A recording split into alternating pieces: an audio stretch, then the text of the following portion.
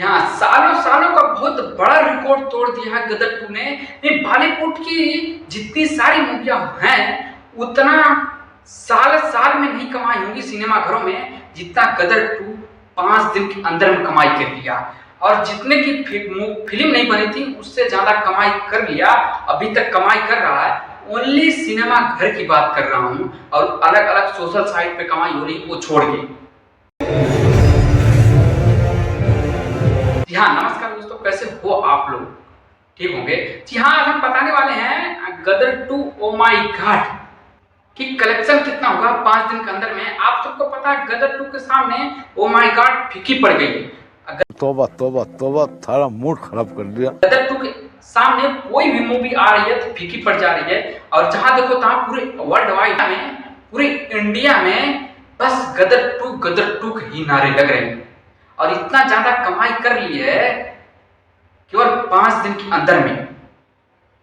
और बॉलीवुड में मच चुका हड़कम, ये पहली मूवी है जो इतना ज्यादा कमाई कर ली है।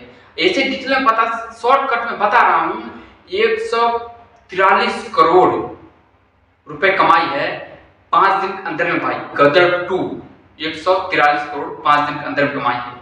अब 3 दिन का बता देता हूं। 3 दिन में कमाई थी ये 45 करोड़ रुपए, और 4 दिन में कमाई थी 48 करोड़, और 5वें दिन आज की 50 करोड़ की हुई है।